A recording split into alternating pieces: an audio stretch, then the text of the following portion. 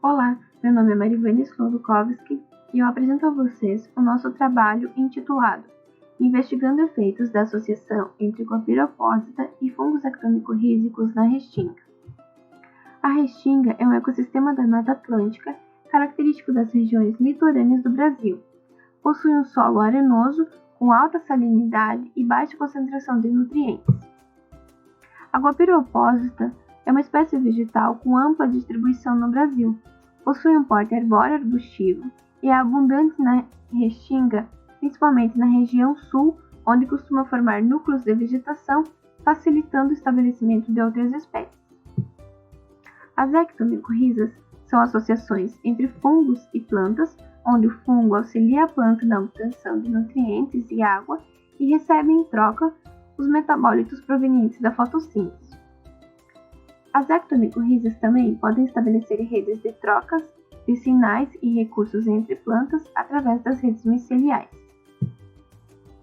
O objetivo desse estudo foi testar o potencial de ectomicorrização entre fungos e raízes de Copiropósita e verificar os impactos dessa associação e dos micro-organismos do solo no crescimento da planta. Para isso foram estabelecidos 2 experimentos. O primeiro experimento trata do impacto da microbiota do solo nativo sobre o crescimento da Copiropósita. Para isso foram germinadas sementes provenientes de diferentes indivíduos de Copiropósita em solo natural e solo esterilizado. Ao longo do experimento foi avaliada a presença de ectomicorrizas, o número de folhas e a altura, e ao final do experimento também foi avaliada a biomassa e a quantificação de ectomicorrizas.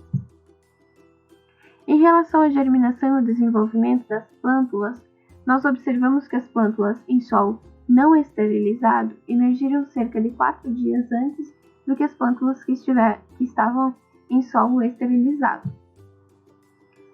Nós não observamos diferenças em relação ao crescimento em altura entre as plântulas em relação ao tipo de solo e tanto o tempo quanto o tipo de solo influenciaram o número de folhas, sendo que as plântulas em solo não esterilizado tinham um maior número de folhas.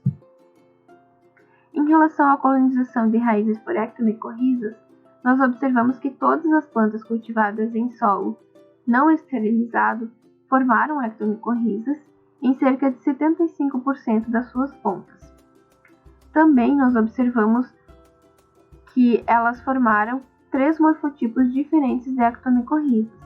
Já as plântulas em solo esterilizado não formaram nenhuma ponta de ectomicorriza.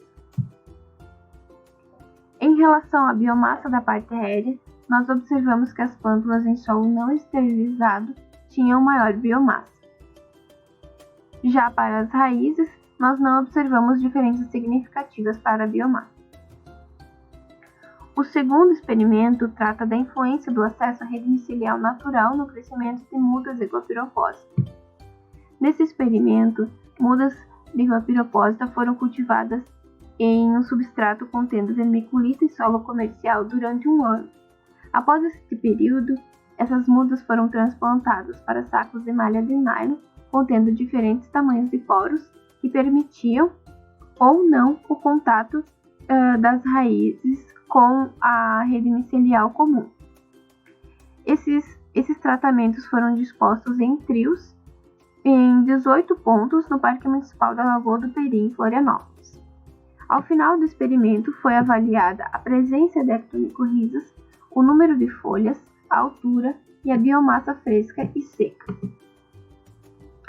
Ao final do experimento, 32 plantas foram recuperadas, e nós não observamos diferenças significativas entre o tamanho dos poros de cada malha nos parâmetros avaliados, tendo resultados semelhantes em todos os tratamentos.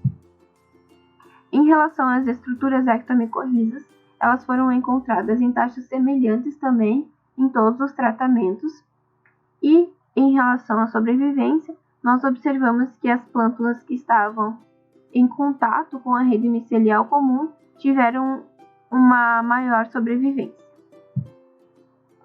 Então, com esses experimentos, nós podemos constatar que a Copiropósita forma associações ectomicorrízicas em suas raízes, que a microbiota do solo de Restinga exerce influência no crescimento da planta, principalmente na parte aérea, e nós não observamos diferenças entre a biomassa das raízes e também não foi possível observar diferenças significativas da influência das redes miceliais no crescimento das motas.